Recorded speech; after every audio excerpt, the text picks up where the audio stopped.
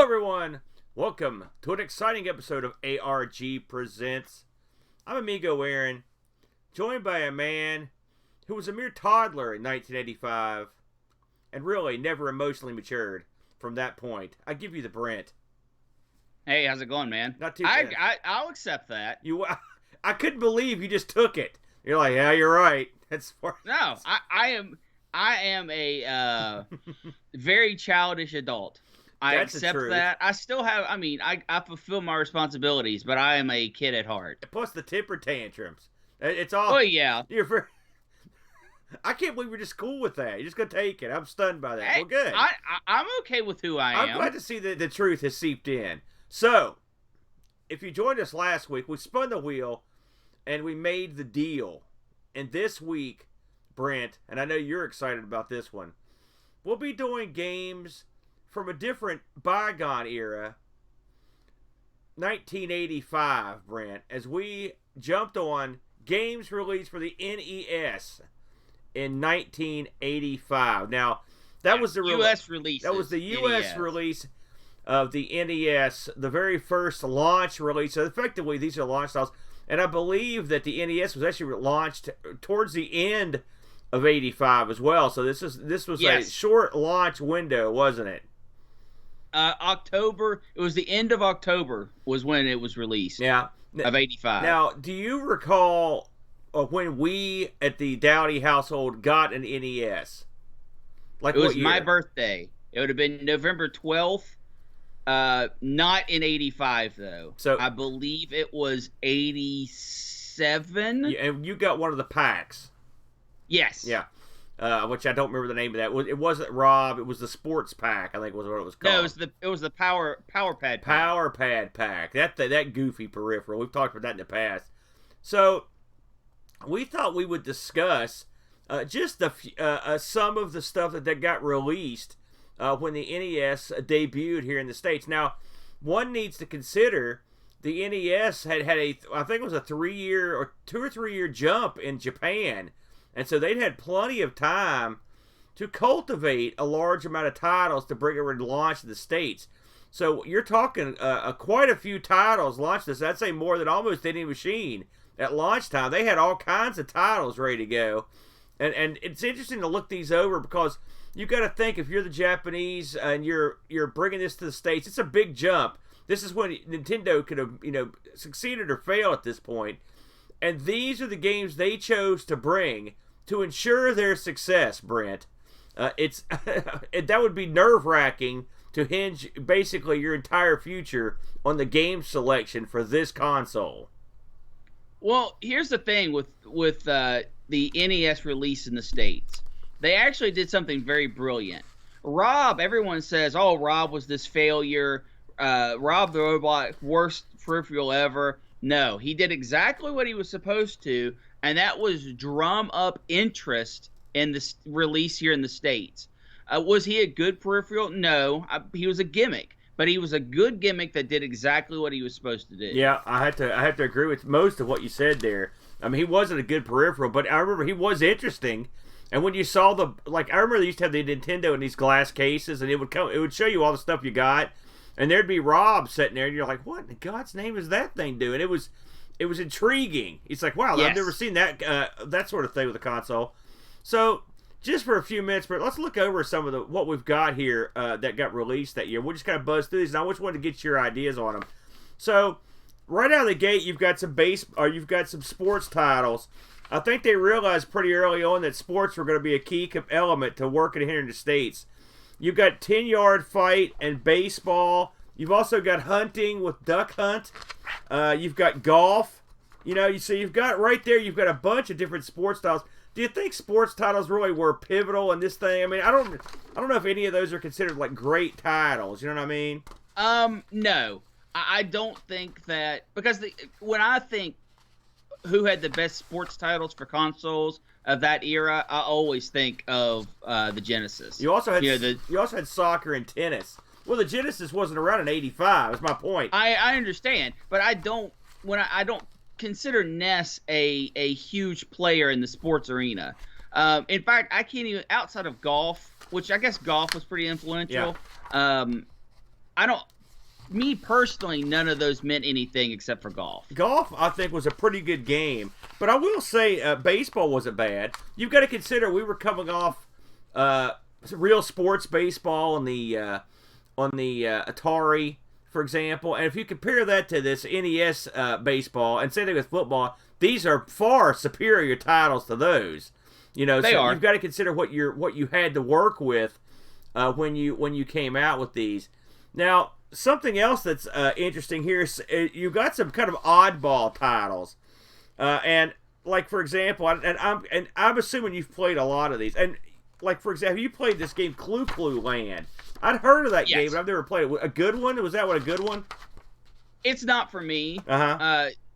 It falls into one of those sort of puzzly start deals. Yeah.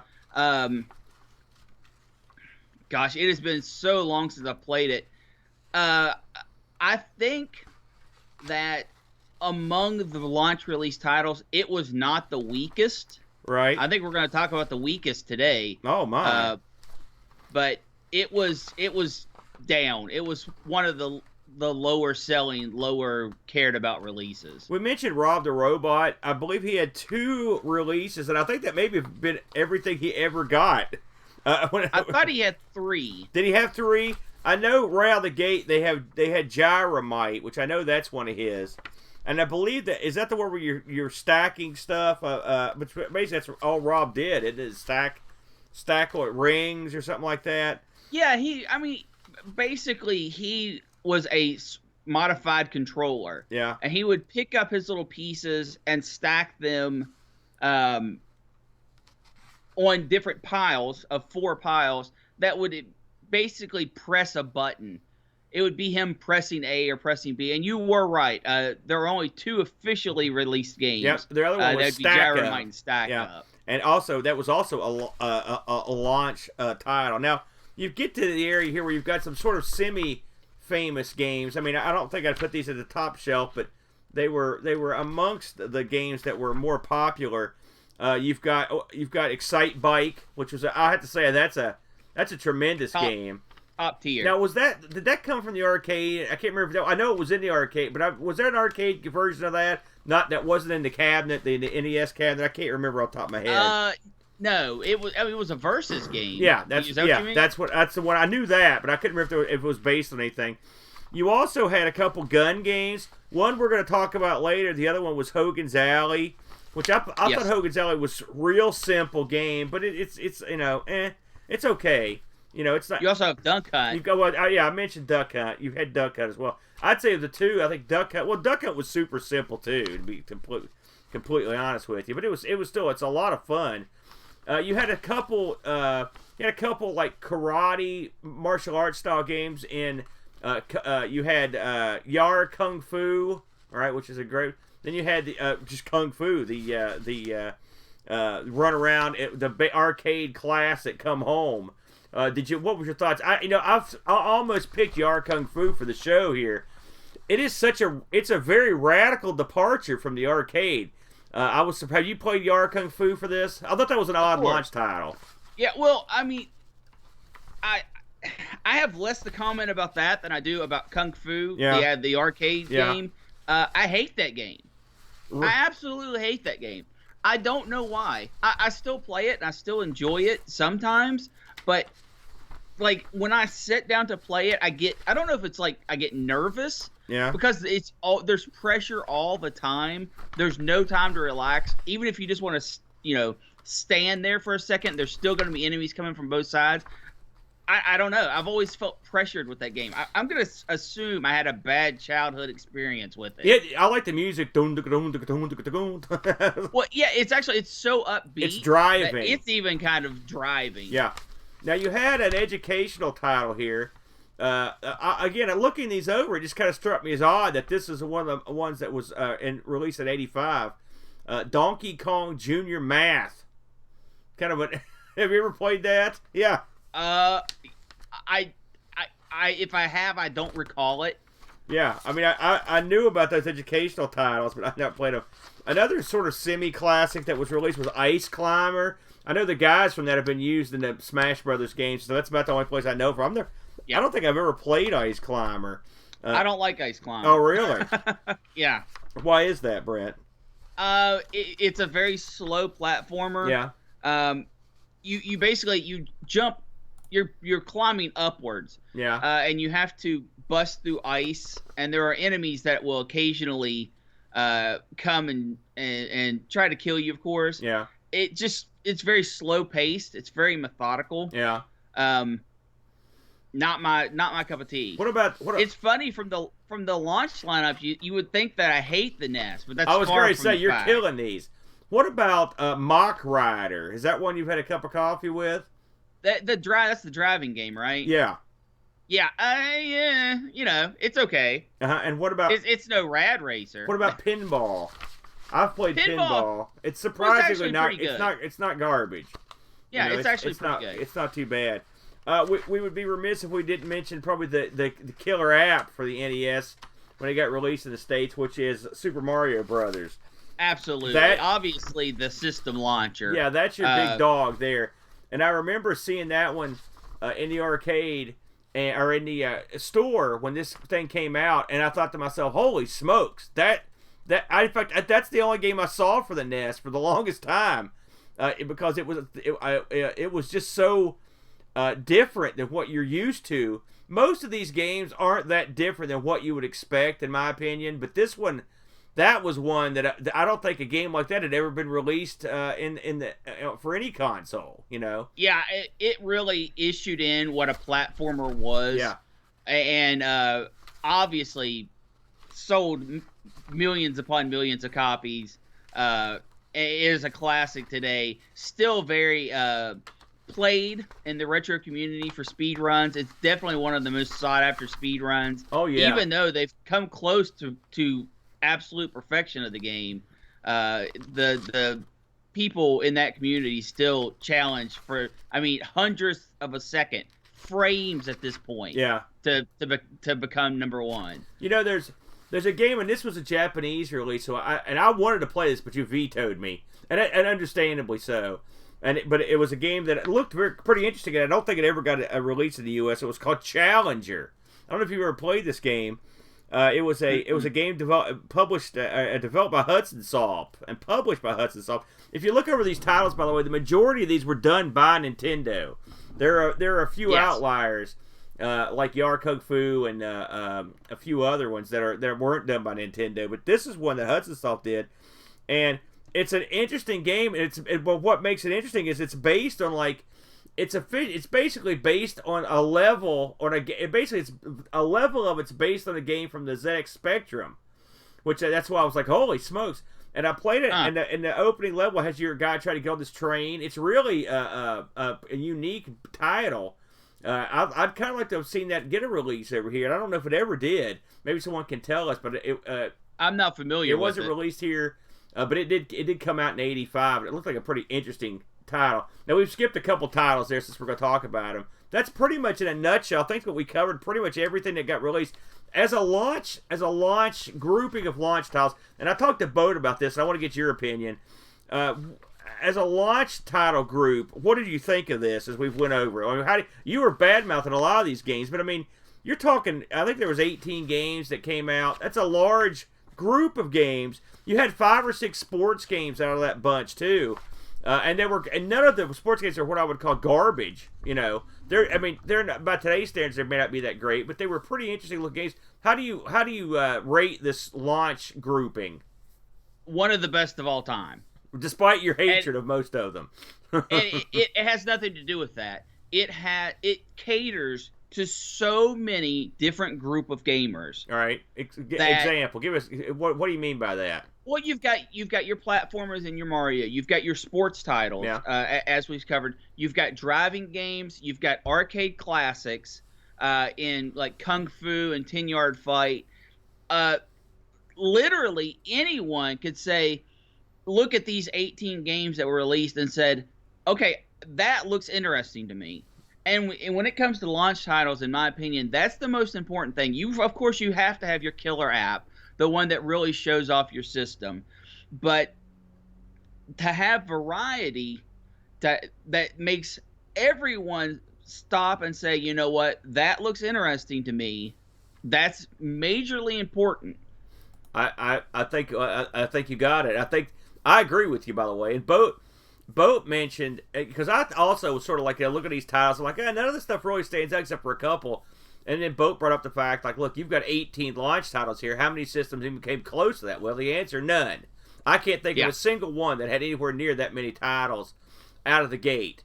So, that's a winner. Even if you've got 18 mediocre titles, as long as or if you have 16 mediocre titles and a couple super titles in there, you're still well ahead of most. And you had some good stuff in there. And like I said, I think these titles they're not served well. I think there's a lot of good stuff. I think the sports titles in there were mostly pretty fine. So there you go. Yeah, I agree. So we were tasked with looking through these lists and trying to determine a couple of these things to pick. I think we picked some interesting games this week, and I will say, personally, I flexed back and forth with a couple different games before I finally settled on one. I think you knew right away, didn't you, Brent, what you were going to pick, didn't you? Absolutely not. Oh, really? It took you a while? Well, let's get into yours, Brent. We'll let you lead the dance this week. What did you pick for your game this week? I decided on a controversial choice because of how it is emulated. Wild Gunman. Wild Gunman, okay. I had not played this game before this week, I will say. Really? No. Okay.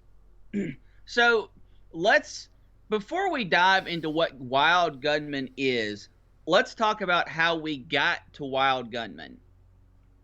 Because this was actually a game released in the arcades.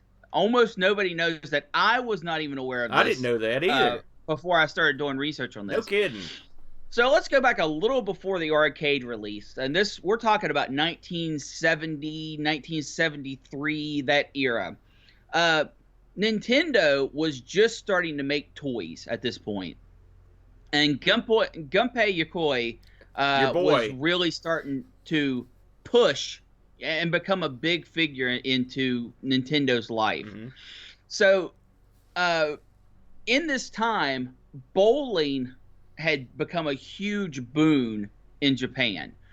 And unfortunately, as with all cultures, but especially with Japan, when something falls out of favor, it just falls off a cliff. So you had all of these bowling alleys that were just going under. They had no business anymore. And people were scrambling, what are we going to do to fill these bowling alleys? Because, for people not familiar with bowling alleys, it's a very large, flat, open area, but it's split up where it has lanes, and you have divots where the ball can go, gutter balls, per lane on both sides. So it's not something that can't be repurposed into another store, but it would actually take a little bit of work. So Nintendo said, you know what, we can do something about this. And they decided to make these huge projection clay shooting games. And they would install in bowling alleys at the end of the lanes, and you would go stand not quite the full lane length, but back quite a bit, and you'd have a rifle with a light gun on it, and you would shoot clay pigeons and play games like that. And you'd basically rent out time. And the call for these were overwhelming. A lot of people placed orders. Nintendo was really pumped. They thought they were going to make a lot of money off this deal. And then the economy in Japan fell off a cliff due to the oil crisis when they jacked up all the oil prices. So now Nintendo's stuck with all these things, and everyone's canceling orders, and they were already in production, but people can't afford them anymore. So Nintendo panics, and they say, okay, we've got to do something with all this technology we've got, but no one's willing to house these huge things. So they shrunk them down to be about the equivalent of 3 arcade machines pushed together. And they tried to sell that as a package, as a clay pigeon package, and it still wasn't popular enough. They still weren't getting the orders. And then Gunpei came in and said, you know what, I'm going to make a shooting game out of this, and we're going to take live action video of Wild West spaghetti type not gangsters, Westerns, outlaws. Yeah. Oh yeah. And we're going to put that onto a screen, and we're going to have people draw and shoot them. And he compressed the whole thing down to be just a little bit larger than a pinball machine. And it had 4 different scenarios of 4 different gunmen you could try to draw against and shoot. And it sold like hotcakes. It literally, this was just another instance where Gunpei saved Nintendo, or saved them a ton of money, because they were able to sell these things. It was also considered to be the first full motion video game, because this was back in 1974. And all it was you would watch a video on a projection screen, and when the gunman's eyes flashed, you drew and shot. And if you drew and shot fast enough, it would show a video where you kill the man. And if you were too slow, he would shoot you. And there were, like I said, there were 4 people. So fast forward to the launch of the Famicom over in Japan. They had started making toys based on Wild Gunman. So you've got your arcade game in 1974, and now you've got these light gun games where you shoot little men, and it's a little light gun, and the little man will fall over. And those were wildly popular. So when the Famicom came out, they actually packaged Wild Gunman as a toy almost in like a toy box, but it played on the Famicom. And the gun that came with it had a hammer, and it looked like a revolver. It was all black. It was not like a zapper, like a North American zapper. It looked like a gun. And it came with a holster and a belt, and this whole 9 yards. That's and awesome. It was the Wild Gunman video game. So when we got it over here, it was a bit of a Japan had been led up to accept Wild Gunman as a game. North America had not. So when it got over here, everyone was like, well, where's the rest of the game? Because there's only, 5 people to shoot. And then there's you can do a game B where you try to quick draw on 2 different people. And there's a game C where you don't have to wait to draw. You just shoot them as they come up, and it's in like a little saloon setting. But North America hadn't been raised on Wild Gunman. So when it got to the States, I don't want to say it was a flop, but it did not sell like Nintendo expected them to. And that brings us to the game itself. In the arcade, and even with the home release, where you had a holster and you could actually holster the gun and pull it up and fire, it was kind of fun because it was all about reaction time. Something else a lot of people don't know, you don't have to shoot the bad guy in Wild Gunman. All you have to do is shoot the screen. So when you draw, if you shoot up into the corner, as long as it sees the flash, because it's the whole screen that flashes on the draw games. And it was just a really lame game over here. Aaron, I know that you said that you didn't want to play this because of mouse simulation. Yeah. And here's the thing. That is true. They're emulating a Zapper game with a mouse sucks. I recommend, if you want to play this, go back and play it on the Wii. They had a pretty good port of it. I wish I thought of that before you mentioned it last night. I was like, that's a great angle, because the Wii does a good job with those gun games. Absolutely. But here's something to note. If you're just playing this with the mouse, you're actually getting pretty close to what the game actually was, because it boiled down to the core component. It is nothing more than a reaction game. And you wait until they say fire, and it has digitized voice, by the way, which is huge, for a game of this era. And you just click the button. That's literally all you were doing when you played this at home in North America, was you would hold the zapper at the screen, and when he said fire, you'd click the button. So of emulated Zapper games, this is probably the closest that you feel like it's still you're playing the actual game. What did you think about it, Aaron? It reminded me of like Mad Dog McCrae and Hogan's Alley had a child, something like that. These type of games. First of all, you're right about. I've got a zapper, as you know, and I have some gun games, and I've got an NES cart with like 100 games on it or whatever. But this is not one of them, unfortunately. So I didn't get to use my zapper on it, which sucks. These gun games, and the Wii does a good job, but even that doesn't fully emulate those zappers because the Wii operates more of the Wii's more like a wireless pointing device than it is a zapper. Zappers don't work that way, Sure. So I love playing like Duck Hunt, and even Hogan's Alley's okay.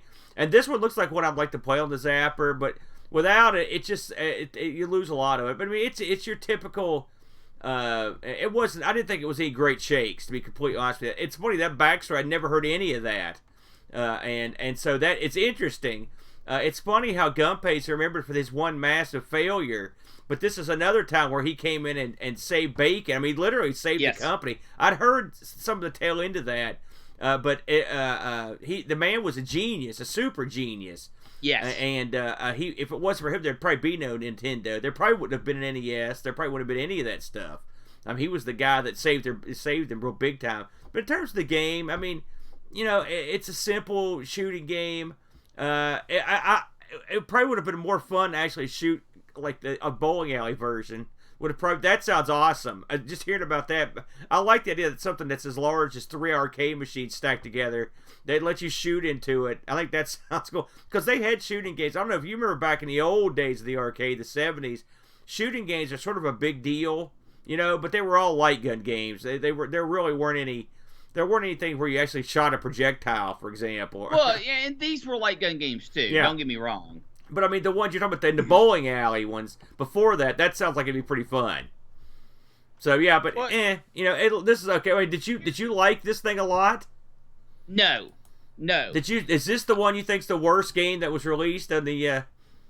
Absolutely. Okay, so I was wondering which one you were talking about. Since we didn't have the history with Wild Gunman that Japan had, this was almost just a mini game. It was unfathomable to me that they sold this on a cart, considering what it is. And I've heard some things where, the sprites are so large, and that's why they couldn't put any more game onto the cart.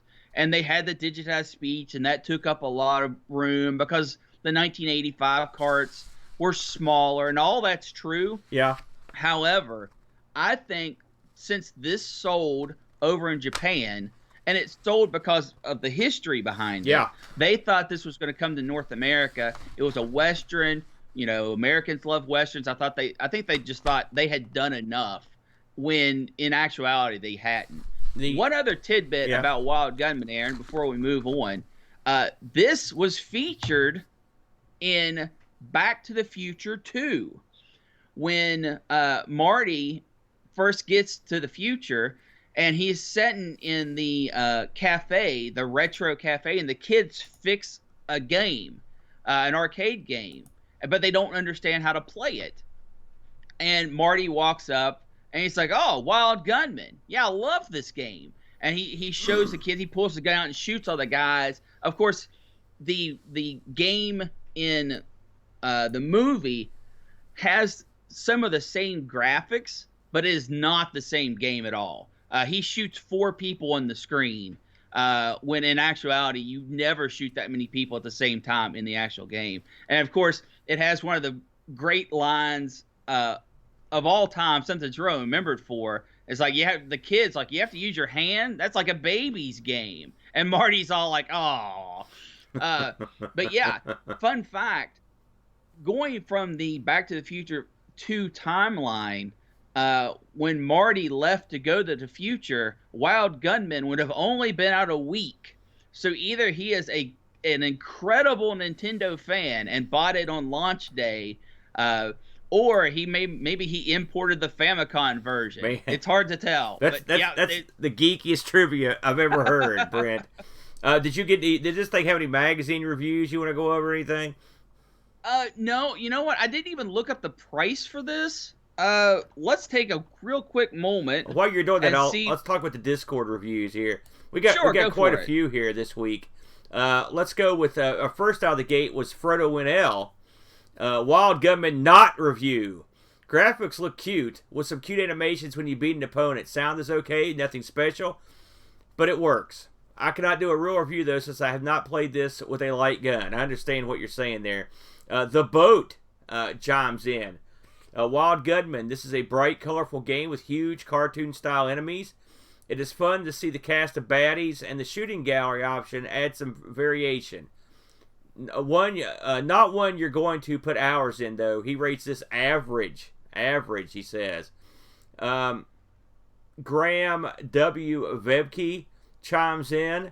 I don't have the means to play this again now with the light gun as it's intended, but based on a very foggy memory, I did enjoy this game back in the day. Given we are now able to play more engaging gun titles like House of the Dead, Point Blank, and my wife's favorite Vampire Night, which I've never heard of that, it would be fun.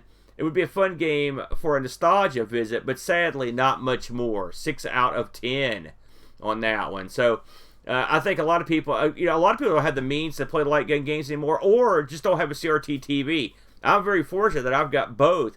It's funny that I had to go through a couple light guns to find one that was real quality, but the NES light gun was a pretty good piece of kit. It worked surprisingly well, and it's surprisingly accurate in a game like Duck Hunt, which is one I play. That one I do have. I play that one quite a lot. And Hogan's Alley, which is pretty good. This game and Hogan, where were you? Do you like this? I'm guessing you, because I think you like Hogan's Alley, don't you, Brand? Isn't that one that you? Hogan's Alley is more of a game, although it's still just a shooting gallery game. It at least makes you hit your target, where in this game, only one of the game modes actually cares if you hit the target, yeah. And the rest of it is all about reaction time. And that's why for me, I wouldn't say don't go play this. I wouldn't play this on the Nintendo. I wouldn't emulate this. And I wouldn't emulate it not because, I don't want to lose the experience of not having the gun, because that really doesn't matter in two modes of play. It's all about reaction time. There's just not enough game here. Great history, awesome history, great story to go along with it. But the game itself is just not good enough. It's just not good enough. There's not enough substance. eBay land, you can have this for as cheap as $10, all the way up to, looks like about $50 if you go for some of the crazy variants. Apparently, this was remade several times. Is that is that loose? Those are all just loose cards. Yeah, because I'm guessing that if it's like everything else I've seen, if you want the box and the instructions, that's where you have to pay the big money. Well, even a sealed, graded Wild Gunman only sold for just over $100, which sounds like a lot. But when you go through all that process of getting your game graded, we'll go over that another day. Yeah. Just getting $100 for it is pretty cheap. Yeah, you're right. All right, man. That was I had to say that was interesting. I wish I had such a cool backstory for the game I picked this week. So I struggled mightily, y'all, to pick one. Like I mentioned, I wanted to pick. I almost picked Yar Kung Fu. I almost picked Kung Fu. There were several that I thought about, but I ended up picking one that I swear to you I'd never heard of this game. I didn't know it existed, and so I just thought I'd gamble on it. So the game I chose was Wrecking Crew. Yes. Now, this one developed by the Nintendo R&D, which most of these were, and was released in Japan in '85 and in North America. So there wasn't a whole lot of lead time on this one, Brett. There's just a few months. This came out in October of '85 in North America. And it's funny, this is another one. In Europe, this didn't get released until '87. So there was a full 2-year gap in releases. Now, I'm not sure exactly when the NES got released in Europe. So I'm guessing it was not in '85. No. This that started on the Famicom and actually was one of the games that had Famicom disk system release and there were reasons for that. And this got more releases down the line. It got a virtual console release. There was a GBA version that also came out. So when I loaded this up, and I knew it looked like it had Mario in it. Mario's on the cover of the box. I'm like, what in God's name am I looking at here? And so, that's not Mario. Yeah, it looks like Mario on the box, and it is Mario. It is Mario. You control Mario and Luigi in this, Brent, for real. So they just don't look, and also they don't have any of the abilities they've ever had before.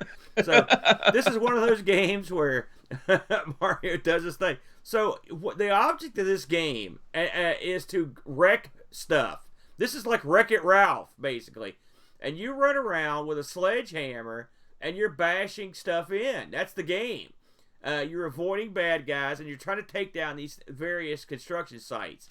In terms of a backstory, I don't know. They added a backstory to the sequel to this, and that kind of blends in with the whole Mushroom Kingdom thing or whatever. But in this one, you just go through and you're destroying stuff. It looks to me like he's wrecking servers. That's what it. Yeah. So it's 1 or 2 player, and you control your guy, and you've got to go around, and there are 100 levels you've got to deal with. Now, what can your guy do? He can run, he can smash, and that's pretty much what he does. Yeah. And avoid. That's what you've got to do in this game. You're chased by these weird looking critters, and as you go through these levels, the levels are. It's a single screen game, but the screen scrolls, so the screen can be taller than your actual viewing area. So it's a soft roll, and the scrolling's fine. I mean, Nintendo, this was no problem for them. Right. I would say it's sort of an abstract background. I mean, it's there's not a whole lot of detail work. There's not a whole lot of graphic work. You just run through and you bash the stuff. Some stuff takes more time to bash than other stuff. On the very first level of this game, I was real perplexed. It was the second level where I had bashed everything and I couldn't figure out why the level wouldn't end. And it turns out the reason it wouldn't end is because you have to also bash the ladder. That there's some ladders. Yes, the ladders with a white background you have to bash, and then and the whole ladder collapses. And if people are on the ladder, they collapse too. They fall all the way down. The enemies that chase you around this, they look like there's a couple different ones. They look like wrenches or spanners or something, like pipe wrenches. They're like living pipe. I don't know what fever dream this thing was. Occasionally there are elements of the original Donkey Kong in this that especially sound effect wise, and some of it reminded me of Donkey Kong 3. The way your guy dies is when he gets hit, he does a triple Lindy right there. He spins around in place, and it sort of reminded me of one of the Donkey Kongs. I think it was maybe Donkey Kong 3 where he dies that way, where he spins around in place. There's also occasionally someone just whips a Donkey Kong style fireball from off screen. No, that is a Mario Brothers style fireball. Oh, is that what that is? Well, you're right. You're right. Absolutely. It is a fireball. It just whips in from the side. And you have to avoid it. The usual stuff. You also have the ability to make your own levels in this. I didn't toy with this. However, in Japan, you can actually load and save your levels on the game. In America, you could not until the Wii released this, where they gave you the ability to do it. I can't imagine designing a level in this strange game because it's such a weird game. The sides of the levels are sort of like Pac-Man tunnels. You could go in one, you go off the screen one way, and you come back on the other one. You're also going to occasionally come across bombs. You can hit these bombs. The bombs I thought were erratic. There may be a method to using them, but I never quite understood it because sometimes the bombs would blow up like things around you that were you could damage. Sometimes it would just knock you down on your butt at the bottom of the screen. Sometimes it would knock enemies down. I played the crap out of this game, and I had a real rough time. Of all the games I've played recently, this one, I had a hard time getting my brain wrapped around it because it was just goofy. There are a lot of puzzle elements to it that are in terms of how you fall. Because one thing Mario can't do in this and Luigi is they can't jump at all. And so what you basically can get yourself to a point where you're screwed. You know, the doors in this, and maybe I meant to ask you about this before the show, because there are doors in this that you can whack. Okay, they can, and when you whack them, they open. Okay, but I couldn't find a way to use them for any. Can you go in the doors? Enemies will go in the door. I never saw any enemies do this. Yeah, but I did see. It was a very bizarre, and you don't have to hit them to finish the level. You know, you'll come across some areas where the items you need are on pedestals, so you have to whack the pedestal out from under it. And then you can whack the thing. There's a real wacky level. I think it's like level 5, where you are just on a level with 4 or 5 white ladders, and there are and you're at the bottom. There are enemies descending, and you've got to go as fast as you can to whack all the ladders, so the enemies fall to their death.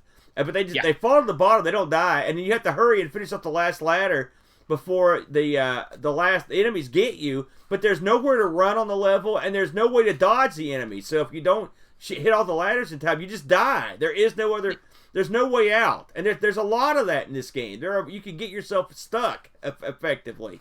Now, I had never played this or even heard of it. Brett, had you ever played this until this week? I have, not to the length that I've played it this week. Before I had always been like, oh yeah, Wrecking Crew, it does some things. But this week I actually got pretty into the game. What appealed to you exactly? It's nothing like any other Mario games or anything like that. Oh no. Just you have to not. You can't consider this to be a Mario game. Yeah. You have to throw that right out the window. You know what this reminds me the most of, and you're either going to be like, oh yeah, that's exactly it, or you're going to be like, you're an idiot. Lode Runner. No, you're not an idiot. There are certainly similarities to Lode Runner in this.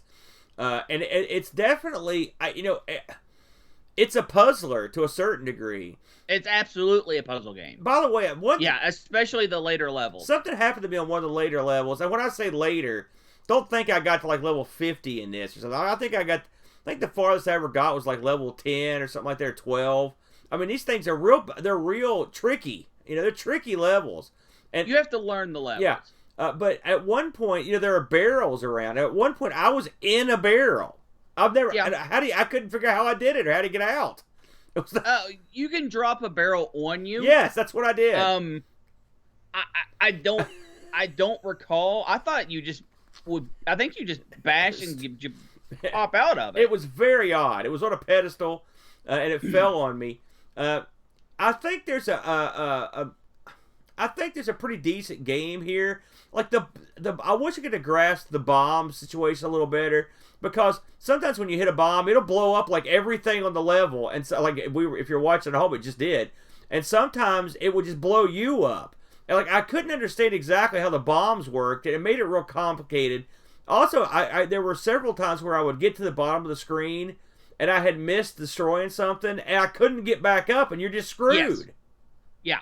And I thought to myself, there's got to be a way to get back up there, but there's not, right? No, that's the puzzle aspect of the game. It's just like with Lode Runner. You can put yourself in no-win situations. Yeah. And the whole way the game works is you have to learn the levels. The enemies are just there to pressure you to keep moving. But the real aspect of the game is being able to figure out where elements of the level are that if you break this, you won't be able to get back to it. And being able to do that quickly because the enemy's giving you pressure. Just like the level with all the ladders and bad guys coming down all of them. I don't think many people are going to die on that level, because you look at it, you see what you have to do, and then you just do it. One thing, does that make sense? One thing about that level, though, we just saw it flash through. This is me playing, by the way. One thing about that level is at the end of it, you're on the ground with no escape and 7 or 8 things right beside you, and the level ends. So I'm always like, you beat the level, but how did he get out of that? What did he do next? No. He just beams out. That's what happens. And I'll go ahead and give my review of this game. I have never liked this game until I sat down with it this week. And I haven't not liked the game. It's just not something I would play on a normal basis. When I kind of took it at a different approach, I didn't look at it as a platform game. I looked at it as a puzzler game. I enjoyed it so much more. Yeah. Learning the levels, seeing, when you finish a level for the first time, the first time you see it, it feels good. You feel accomplished. And even when you die and you have to restart, you can kind of select what level you go back to. Yeah, you can absolutely. Which is a nice touch. But there were a lot of times I just wanted to start back at level 1 so I wouldn't forget what I had learned getting to the point I had gotten to. I really enjoyed the game. It has that Lode Runner feel. Personally, I like this more than Lode Runner, and I really like Lode Runner. So I think this was a great choice. It just occurred to me where that death is from. It's from Popeye. That's the exact same way Popeye dies. Yeah. He spins around in a circle and it falls off. So it's been driving me nuts. You're right. You have to look at this game like a puzzler. And I should have known that immediately when I started it, because when it lets you pick where you want to start. And by the way, if you try to make the mistake of moving way up the line, good luck, pal. The game gets ridiculously complicated. Yeah. It is as a puzzler, and it gives you a sort of a soft open, but it's not easy really out of the gate. I mean, you have to grasp the concepts early in this game. It does in my opinion, it does a really good job of building you up, though, because it starts off easy, gives you concepts, and then starts building on those concepts. I never got to a situation, and maybe it's just because I didn't get far enough. I think I got to the mid-20s. I can't remember offhand. That's real good. I never got to a situation where I was like, I have no idea how to do this. Right. There were definitely levels where I was like, I don't know exactly what I need to do here, but I'm going to try some stuff to see what works. But there was never a time where I just blankly stared at the screen. I was like I don't know what to do. I blankly stared at the screen because I didn't know what to do a lot. You got to think, I'm a big Donkey Kong guy, and Mario Bros. Me and the kid play all the time. So when I get this game out and I hit the button and he swings a hammer and nothing else happens, I'm like, uh-oh, I'm out of my element here. I wasn't expecting this. It was anytime I can't jump, it's like, oh boy. And this game, you're begging to jump. It's like, please let me jump. Also, the fact that you can screw yourself, I mean, right out of the gate, if you hit there are pretty early on, if you hit the ladders and destroy them, you can be screwed. And I sat at the bottom of the screen like, what did I do? What do I do? Well, you die is what you do. Yes. Just like in a proper puzzle game, if you get the puzzle wrong, you just get killed. And it's a lingering death as you run around like an idiot waiting for the little wrenches to come get you. That's right. There's nothing you can do about it. I think this game, and I know they made a sequel to this, Brent. I don't know if you knew this, that was released called Wrecking Crew 98, I believe is what it was called. Yeah, Wrecking Crew 98. This came out for the Super Nintendo or Super Famicom in Japan in 98. And this is the one where they actually tried to kind of tie it into the Mario franchise more fully. As it says here, the story mode features Mario returning to the Mushroom Kingdom from a trip and discovering that Bowser had started a construction campaign of building new hideouts. And that's your gimmick. And it's depriving all the flora of sunlight, it says here. And Mario has to go demolish all this stuff. I'm sure the flora will like that too. After destroy everything. So that's kind of neat. Now I've heard good things about that particular version. I don't know. I'll have to go look that up. I didn't try it, but it looked interesting. Review wise, I looked up some reviews on this, and by the way, I didn't get to try this 2-player. Something tells me 2-player this might be fun, but if you're playing 2 people, you could really screw each other real easily. Yeah, you'd have to decide pretty early on if you're going to play cooperatively or evilly. I don't think you could play this evilly and get anywhere. I think you'd have to be a team. I think it's sort of like Mario Bros. Like, yeah, you could actually you could try to screw each other, but you're both going to be dead pretty quick. if you don't help each other out. I found a lot of reviews on this thing, Brent. Just to go over some here. Questicle gave this an A-. Generation 4 gave this an 85%. 1UP gave it an 83%. These are mostly modern reviews. Generation 4 is from 87. The Honest Gamer group gave this an 8 out of 10. CVG in 88 gave this 8 out of 10. Retro Game Reviews from a couple years ago gave this 7 stars out of 10. The Ultimate Nintendo Guide to the NES gave this thing 3 stars. And then these are some more retro reviews. Tilt in December of 87 gave this a 10 out of 20. That's kind of low. And Power Play gave this 3.5 out of 10. So these two particular groups from back in the mid 80s weren't too keen on it. I thought it was okay. We got some Discord reviews here, quite a few actually, for this one. Frodo and L writes, okay, first off, why had I never heard of this game before? What a platform puzzler. Starts off easy enough, but sure gets a lot harder in some later levels, exactly as one would hope. The graphics are more or less NES standard for the time, nothing wrong with that either. The music, although somewhat repetitive, does not become irritating after playing the game for 2 hours. This has just been added to my list of all-time favorite games, 9 out of 10 from Frodo. Brent. Awesome. The Boatster writes, the best Mario game to not have Mario in the title. Why was this never iterated or updated or re-released? And I'll never know. Well, Boat, it was. And I think Boat got schooled into this. A shining star in the NES launch lineup, above average, is his review. The Hermski, Paul, a.k.a. Hermski, a Herm firm on this one, 7 out of 10. Not the best game I've seen on the NES, but certainly an addictive little puzzler. Graphics are clunky, but colorful for a very playable game for its time. Certainly a game I could go back to. The Gramster chimes in.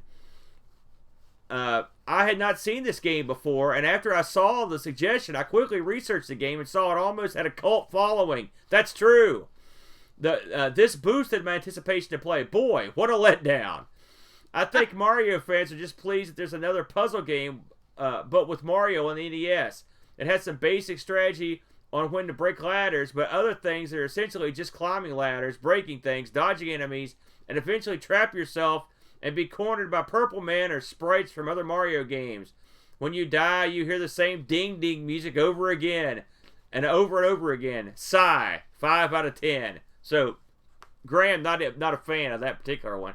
And then lastly, Chris Folds, a new one on me, and not one I class as a real Mario game, but nevertheless, this is a fun arcade action puzzler. I could only take it in bite-sized doses as I found longer games monotonous. 6 out of 10. So there you go. A pretty healthy dose of Discord reviews this week, Brentster. I thought it was, like I said, I will say, having never played it before, it is something of a surprise to find a Mario game out there that I'd never heard of and never played. And it's definitely different, and I will go there.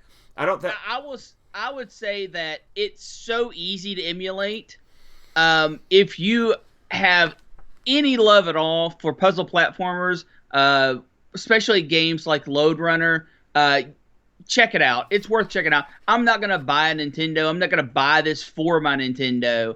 But certainly I would seek out the ability to emulate this and give it a shot. Yeah, and if you have a Wii, this is one to try on there. You can fiddle with that level editor if that's your bag. You could probably make some pretty diabolical levels on this, I would wager, with the tools that they provide.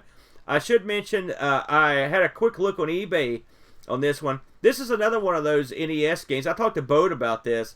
You know, Boat has a near full, complete collection of the black box games at his house, and he held on to these things, and it was a good move because the prices have skyrocketed. But it's funny how little the actual games are worth. The card, $15 or less, you can pick this card up, no problemo. When you want the box, you're going to start in the $70 range, and you're going to move way up the line.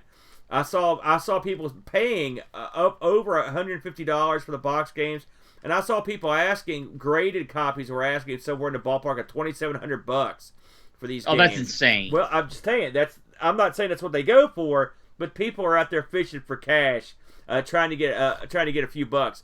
I would wager you're probably going to pay for a good box copy. You're probably looking well over that $100 mark. So that's the way it goes. I thought the overall though, the NES was an interesting. It was an interesting look at the birth of the NES that first year. And we should definitely do this on other systems. I don't think we have as many choices, but it's definitely fun to see what was launched. It gives you a flavor of the system at the time, and I think that's a neat thing. You know what else I like? Something that adds a lot of flavor to my life, Brent. It's spinning the freaking wheel, my friend. Let's get it going. I thought it was salt. Here we go. So, this week, we added a couple items here, Brentster. We've got chat choice added. We've got two chat items on the wheel this week. And we've also added the Sega CD to our list of retro rewind. So that's our retro rewind spot this week, Brent. So with your kind permission, I will spin this thing and we'll see what we get. You ready? Yeah, try not to suck. I will try, but I've never really succeeded.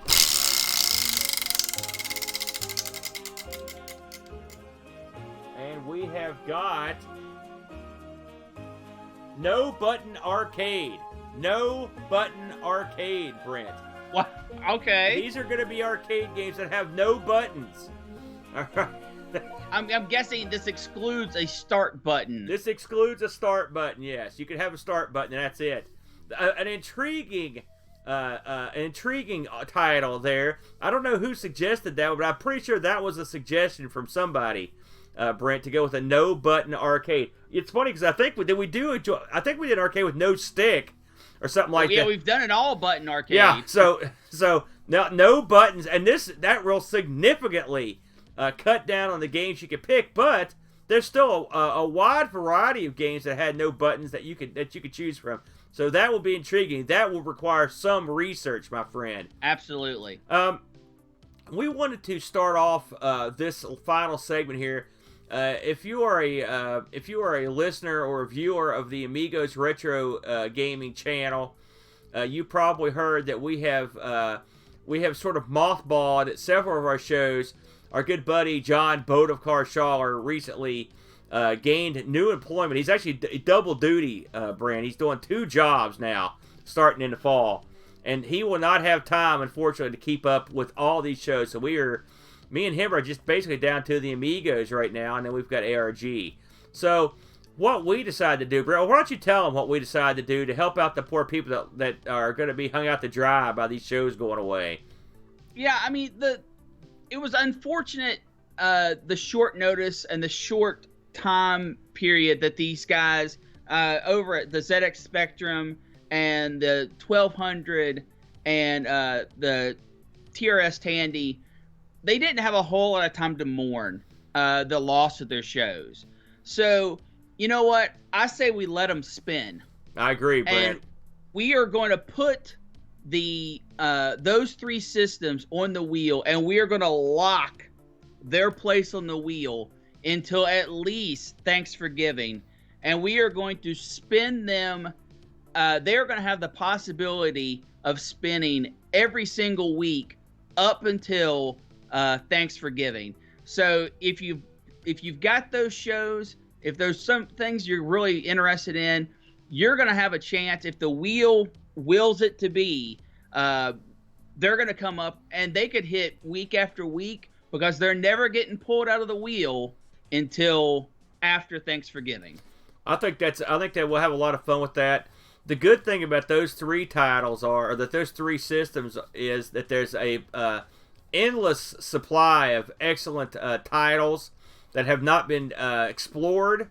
It should be a lot of fun. I don't think we're going to get Spectrum 10 times in a row or Coco 5 times in a row, but we certainly will have them come up at least a few times before then, and maybe if there's one that somehow eluded us by Thanksgiving, maybe we'll just sneak one in or something, or do something cheesy. Well, here's the thing with the Lock It In campaign, Aaron.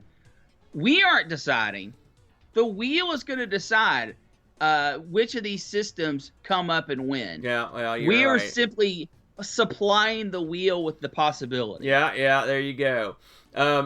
we'd like to thank everyone that came in today. We had a real solid crowd here, Brent. You want to go through some of the names there? I'm looking at a bunch just right off the top. I'll tell you right now, the chat is full of familiar faces. We love to see it. I'm actually going to start off with some of our lurkers. Folks like Aggressive Sock, another TV viewer, Anton, Bitstorm, Buck Owens, Commander Root. My dearing wife is in chat but has not spoke. Hamo, Jackie Martinling, Maybe Simon, great name. Need Him, several others just running down the rim. V and K, Bulgaro Pros, Vanuligity, and then of course we have our chatters. We've got folks like Frodo, we've got Pixels at Dawn, Picard, Myths is in chat, Buck Owens, Curtis made it in, Paul Catching, scrolling back up through here, Duncan Styles, of course, made an appearance, Tanner was here, we had a few folks that had to bail out early, Amiga Bang was here, good crew, Graham, good strong Johnny crew Renegade, we got a good bunch today. We appreciate you guys coming in. Hope you enjoyed the show. If you want to check out ARG, you can always catch us on Anchor, Anchor.fm. You can check out our entire back catalog. So we love Anchor. You can go back to and listen to any of the ARG shows you missed. If you want to hear other NES shows that we did, we even did an NES versus DOS just about 2 months ago, Brent, I think it was. We've covered so many systems. It's unbelievable. I go back and look. I'm just like, wow, this is crazy, the amount of different stuff. But it's fun, man. We get a kick out of it. I like the fact that we don't get to choose. It makes it entertaining for me. If you want to kick a few bucks our way, we are part of the Anchor.fm support. You can slip us a few bucks. It's a lot like Patreon, and we will add you to to Brent's incredible supporter video that plays at the end of the episode, and we always appreciate it. But if you can't, just spread the word a little bit. We like to grow the audience. We always say that stuff. I don't know necessarily why. It's fun to have more people listen to you, but hey, what are you gonna do? Let's not ramble. Let's kick up the video. Yeah, there we go. All right. Thanks for everybody coming in, and we will catch you next week for No Button Arcade. Until then, sayonara. Thank you for being with us today. We really hope you enjoyed the show. And a special thanks goes out to our Anchor.fm supporters. Hermsky, Terry Howard, John Schaller, Graham W. Vedke, Anthony Jarvis, Frank Rodolph, and Chris Foles. Would you like to become an Anchor.fm supporter and help keep ARG spinning? You can do so by visiting Anchor.fm/ARG-presents. Don't want to explain another bill in the credit card? That's okay too. You can really help us out by leaving us a positive iTunes and Spotify review. Be sure to visit us on YouTube and Twitch at Amigos Retro Gaming. And you can always find us at everythingamiga.com. Have a question? Want to make a comment? Maybe you have a wheel suggestion. You can contact us directly at argpresents@mail.com. Shout outs to Duncan Styles for all of ARG's vector graphics, and Barkbit for our amazing tunes. Remember, you can catch us live every Sunday morning, 9 a.m. EDT.